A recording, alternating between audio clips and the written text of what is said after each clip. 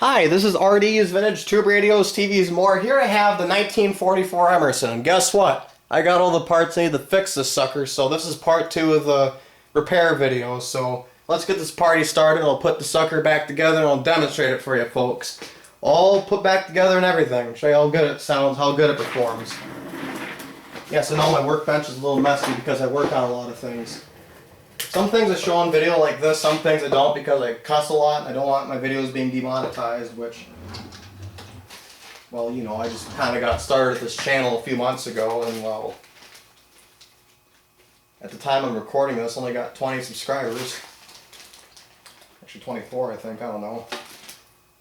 But, you know, if I were to get 1,000 subscribers or whatever, and to get my channel monetized, and you know, I should probably be careful how much I swear in my videos, which I usually don't swear, but you know, if it's like a dial cord, I might accidentally drop an F-bomb or say crap or some other vulgar terms, you know, lots of cussing, stuff like that.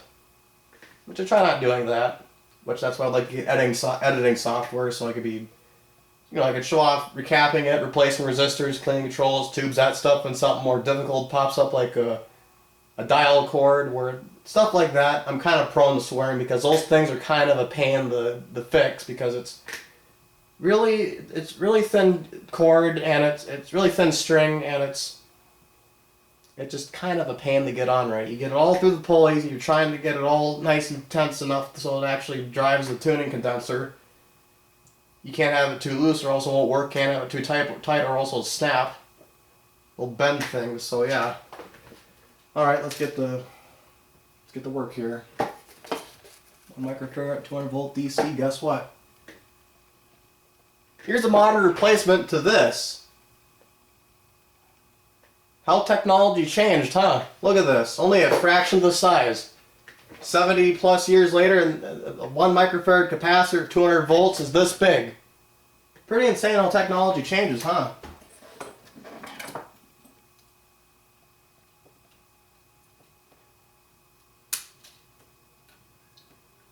Pretty neat how this stuff changes over time. Pretty interesting, eh?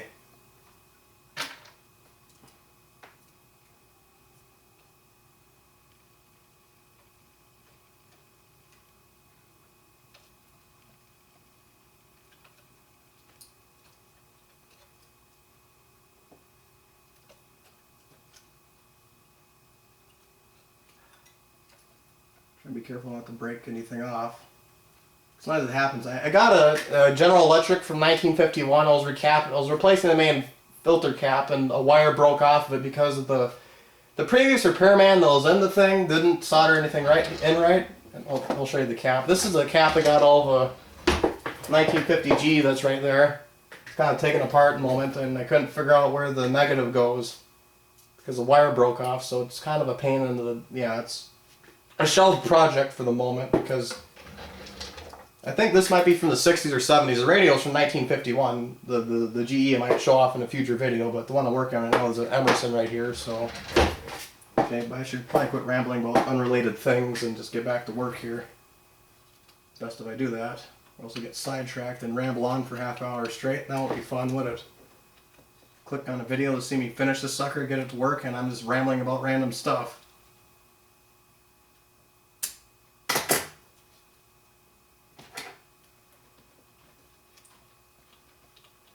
And if you watch my first video, you notice after I replaced the multi-section capacitor here, the thing started working again, because this is does most of the filtering. The reason you want to replace all these other ones is because when these things get old, they short out on the inside, they pop like firecrackers, so it's not good for the tubes to keep these in circuit, which I guarantee if I hook this up to my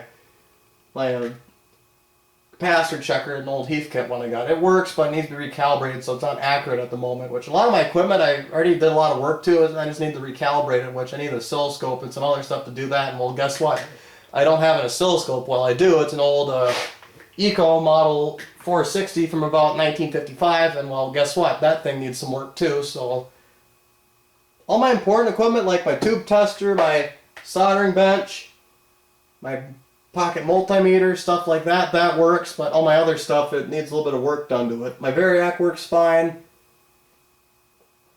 Yeah, I got some equipment that needs a little bit of work.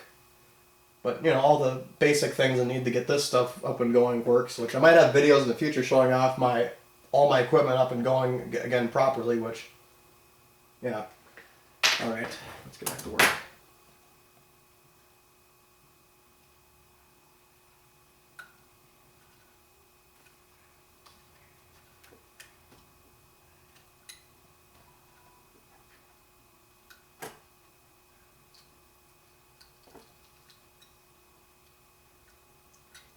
I need to get some hot glue to stabilize these so they're not just flopping around like this. That's not a good idea to have them flopping around like that.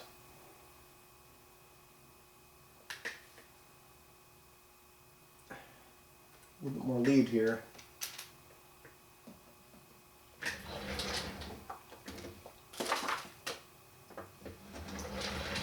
There's a knockoff capacitor. I could snip the lead off so I could extend the lead on the one I'm using. It's the only annoying thing about using modern capacitors and vintage equipment. Sometimes the leads aren't long enough to replace the old capacitor in there because how things change over time. And here's a size comparison here.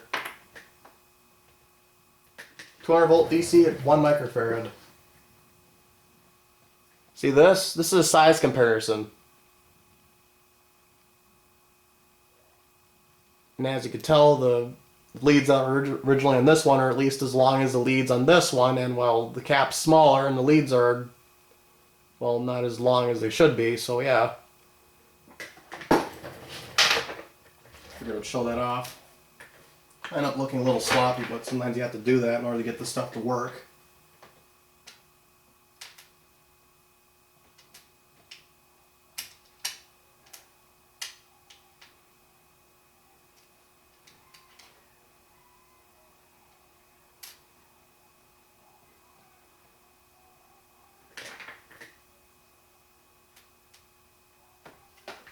I bend these into the hooks like they hook them on. There we go. There. J-hook there, and this one, and make it longer.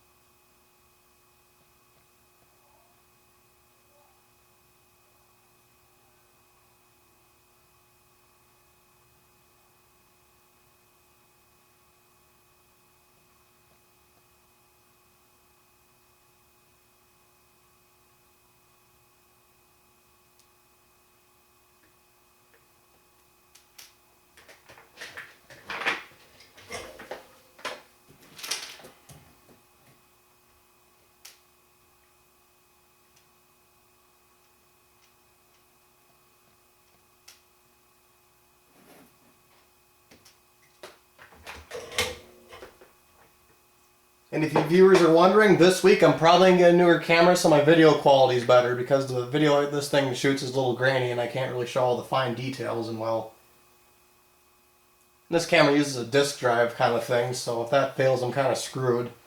Well, that's what I like, the newer camera with digital storage on it, so less things go wrong.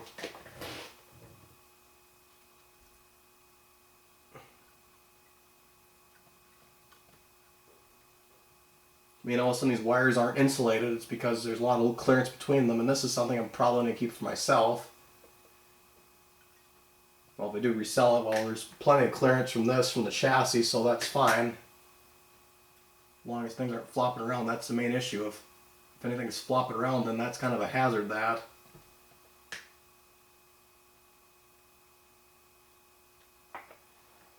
There we go, it's all hooked on. Bend that down.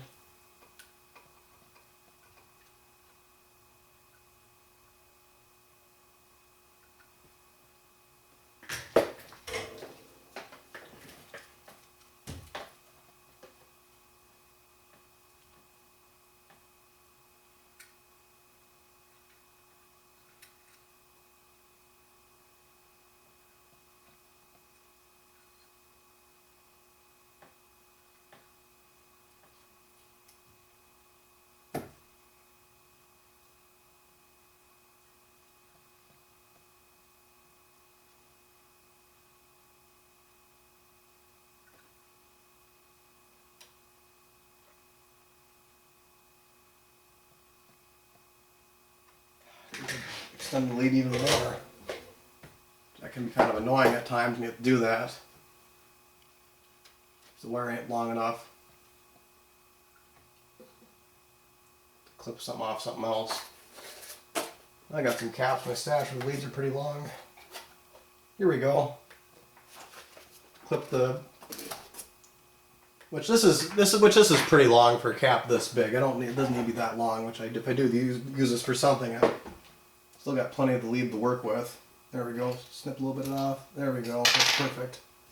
Just need a little bit in order for it to work. It does look a little sloppy, but you know, that's how some things are sometimes.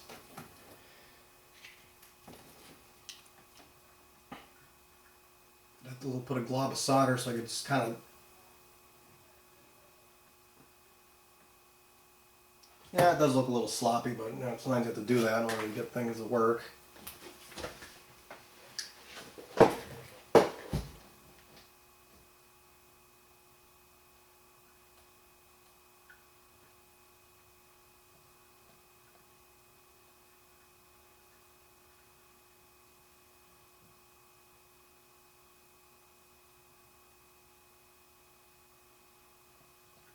Okay, that looks pretty sloppy, if I'm not gonna lie. I think that solder's really secured on very well, but well, if I clip it onto here, I could correct that a little bit.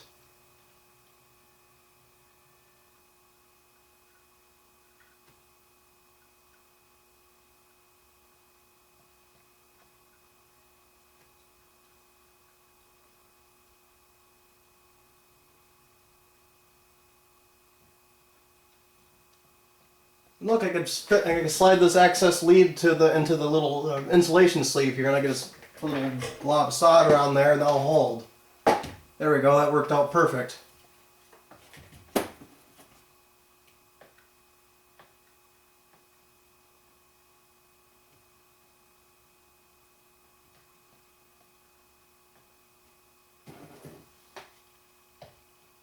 does look a little sloppy, but no, that's how things are sometimes. Come on.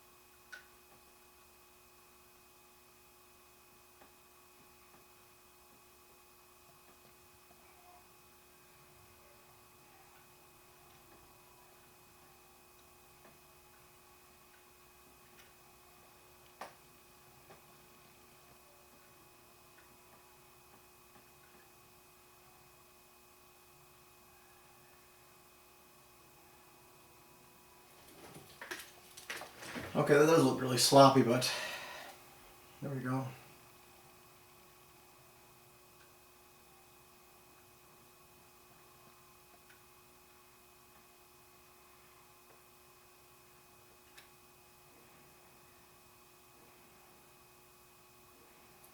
There we go. Hold. A little tacked on, but that's point-to-point wiring for you. It's all hand wired. It's not put it on a circuit board like stuff nowadays. Back in the day, this stuff went through an assembly line. People put this stuff together by hand, piece by piece. That's how a lot of things were back in the day. Some things were stamped on the chassis, like the IF cans and the filter and the can capacitor, stuff like that was mounted on the chassis, but all the other things were hand wired.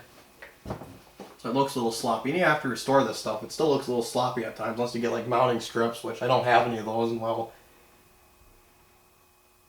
it just makes it look neater on the inside. That's all mounting strips really do, is you could mount your replacement components in these little board strips, and you just rewire it to that and like secure the strip on the side of the chassis using some hot glue or something like that, make it look a little neater, but you know, that just makes it look neater looking, but you know, doesn't really affect the functionality of it.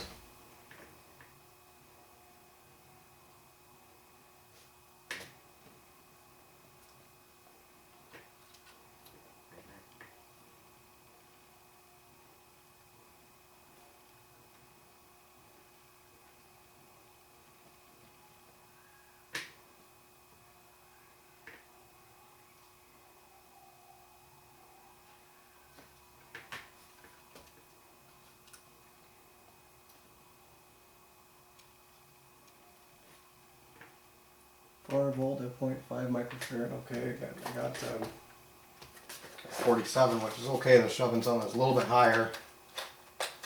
Some of these cap values don't make anymore. If they do, some of these values they tend to cost a little more money than they should, and that's why it makes more sense to shove it in something that's a little easier to get hold of and a little cheaper, because sometimes it doesn't really affect the circuit much. Depends what it is. There you go. This will work. Little parts box. Here we go.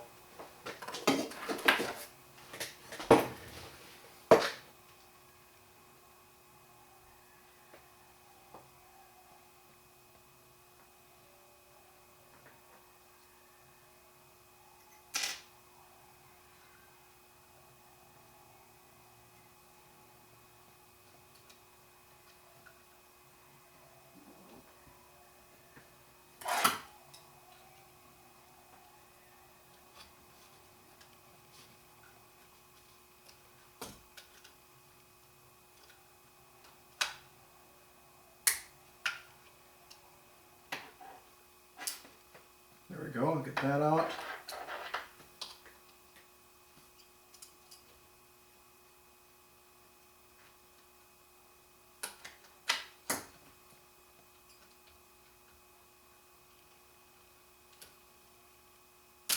There we go. Snip that out.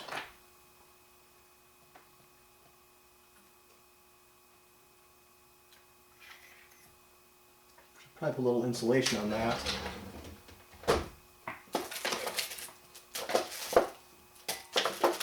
There you go.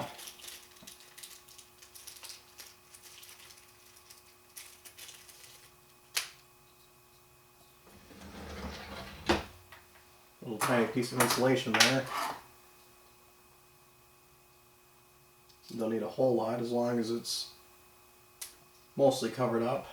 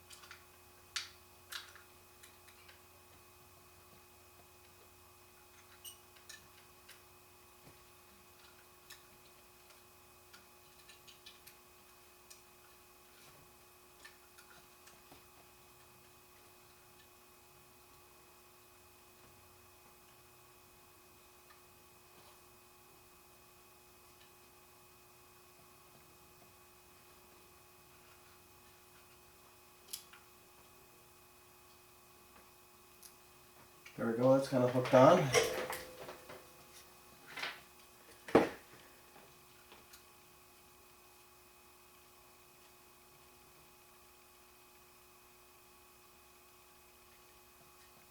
Here we go. Oh, move the solder around a little bit. Come on, melt in there, dang it. Come on. There we go.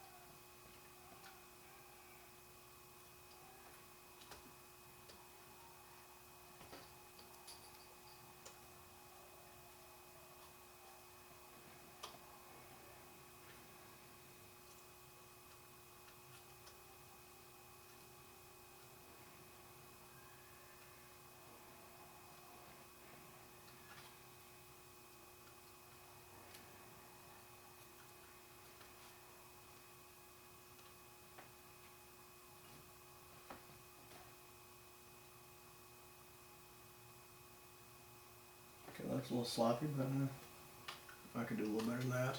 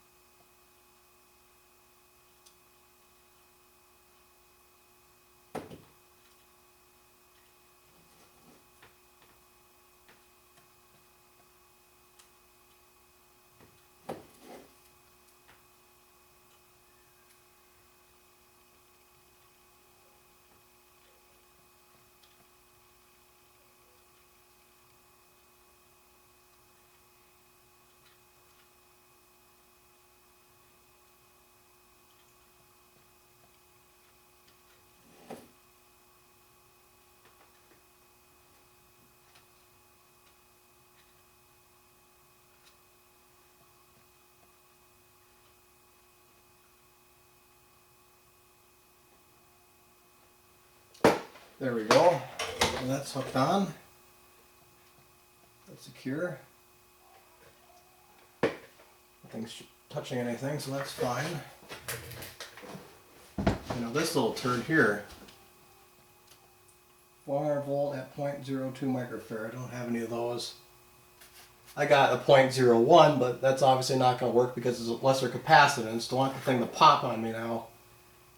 And that would be fun, wouldn't it?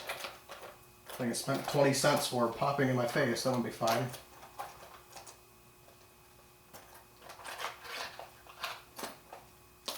No, that wouldn't be good, would it? Little part I spent 20 cents on, just it's like a firecracker. I don't know. I don't know if film capacitors pop like the old paper wax capacitor do. I don't know. I've never seen one fail before, so I'm not too sure. I think they might. I don't know.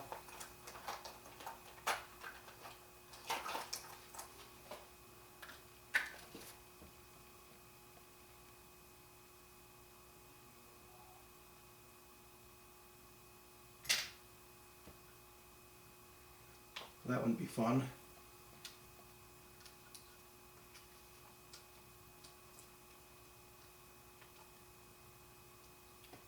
Now, if I had some hot glue, I'd probably hot glue these replacement caps like this so they wouldn't be flopping around all over the place, but I don't have any hot glue. I'm all out of hot glue. I got any glue sticks rather around here? Nope, I don't. Alright. Little wire here. Okay. Get off that lumber lead there.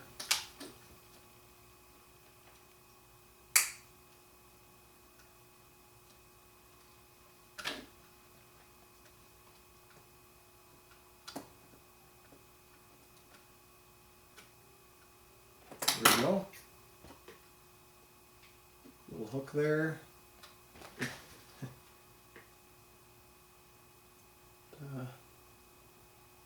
Hook here.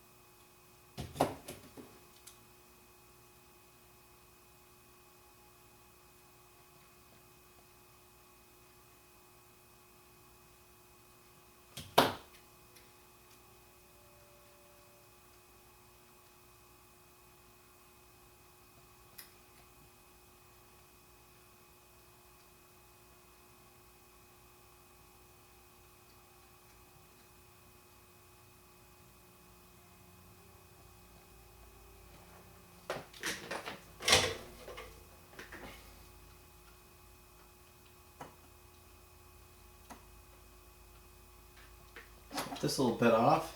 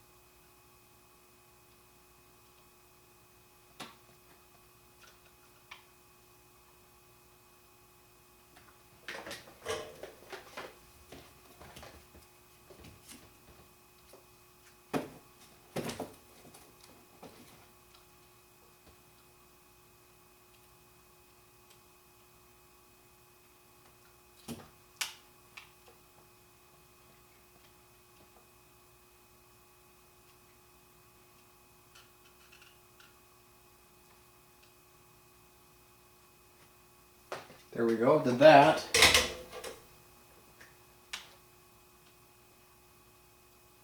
Clearance away from the chassis, so these are fine. They said I was going to insulate this one, but you know, there's enough clearance, so it's not really an issue, so it's secure. It's not flopping around like these. Then I'll replace this, and this thing will probably be done, and I'll probably demonstrate it, show you what it looks like all put together and playing again.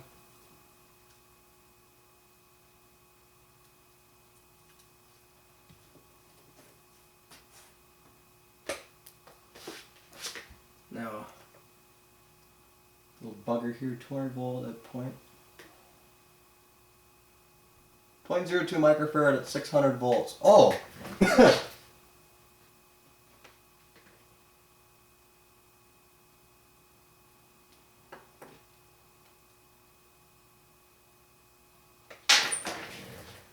Okay, I know I got a 600 volt at like 0.33 microfarad. My controller here somewhere. I know, my work area is kind of a mess, I know.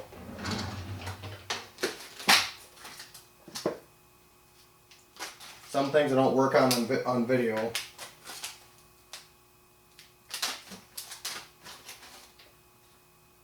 .047, this is all I have, it'll work.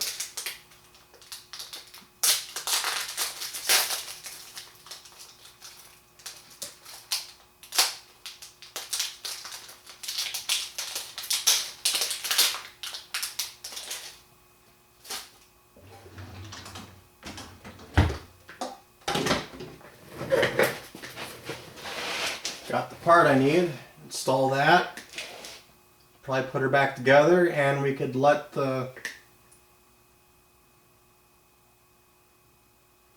we get this party started.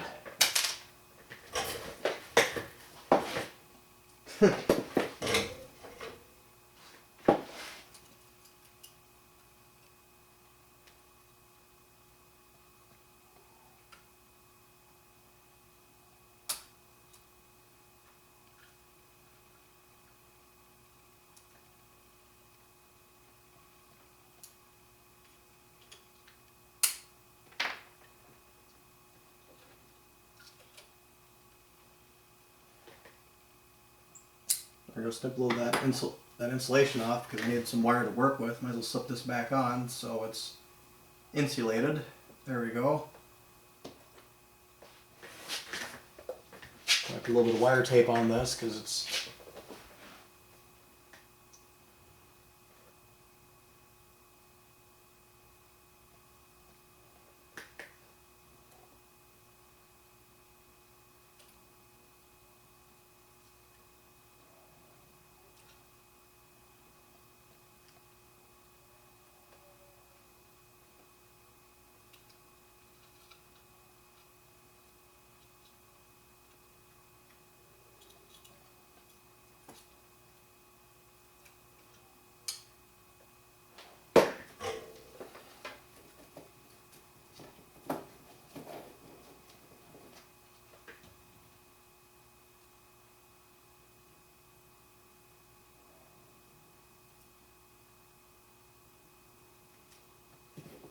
There we go, got that end tacked on. Not tacked on, but soldered on. Oh, slid right off.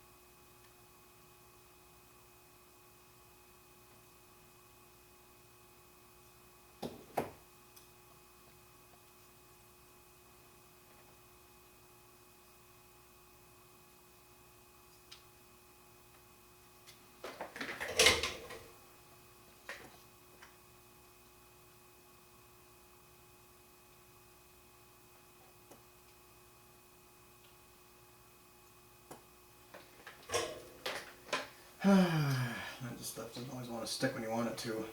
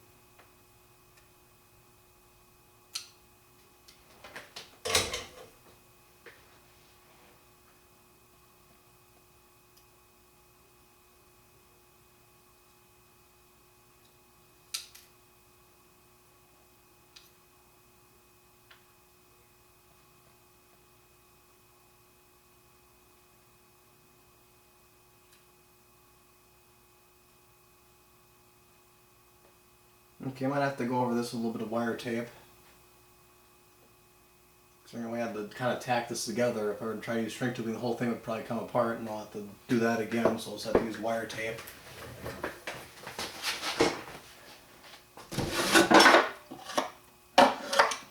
I got some in this drawer. This ain't wire tape. The heck did I put it?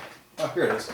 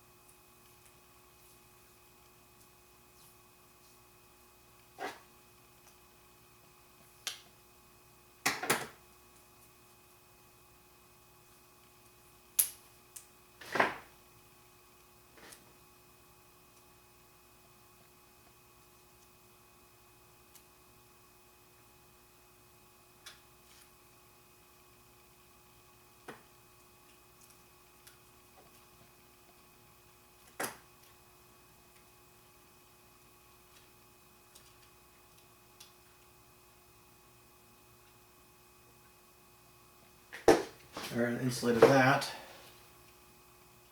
I can hook this onto here.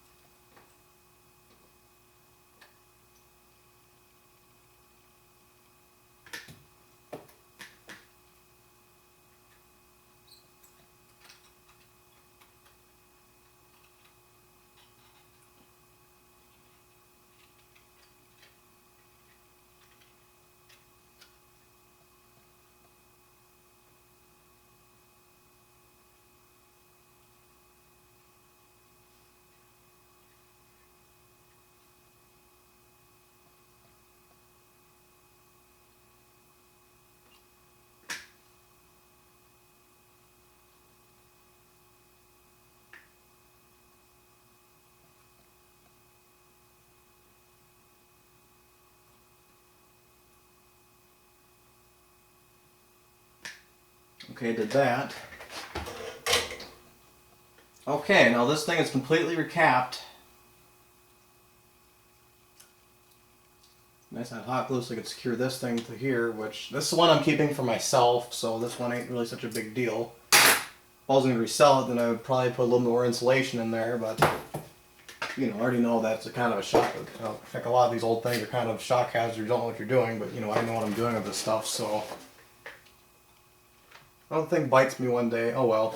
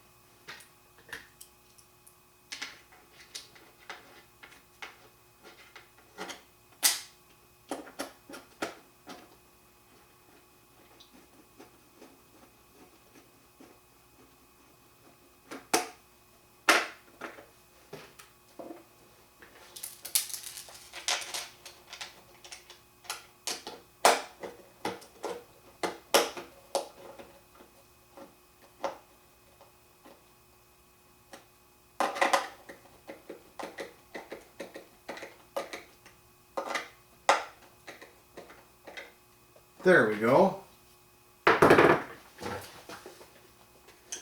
All back together now.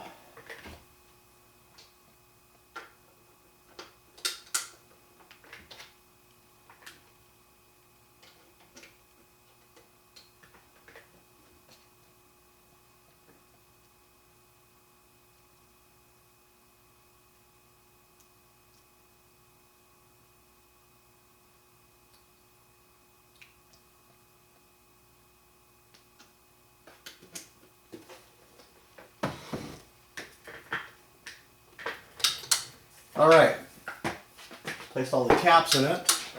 Now let's see what she does. All right, the light's on. That's a nice sign.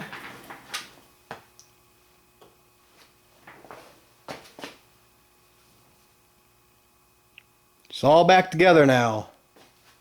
Let's see what she does. Tubes need a minute to warm up.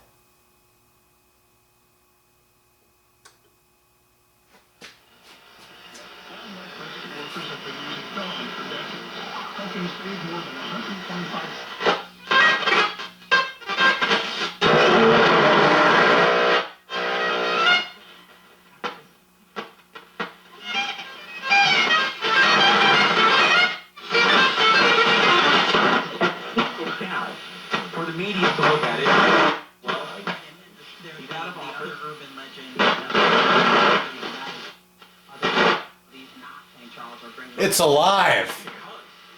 It's back from the dead. Oh yeah.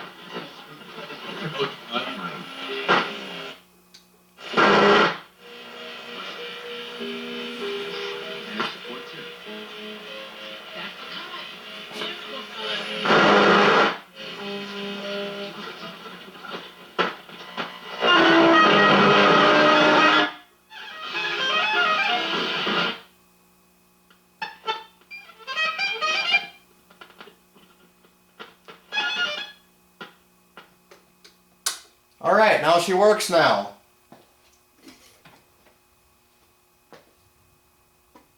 I'd have to go over that one I kind of tacked in. I think that one's kind of not connected too well. That's why it's kind of clicking in and out like that. I might just fix that later. But there, now this thing works now. This is RD's Vintage Tube Radios, TVs, and more. Alright, Brandon, I think I said it right. Alright, this is RD's Vintage Tube Radios, TVs, and more. Thank you so much for watching. Have a good day. Like and subscribe. That's all, folks.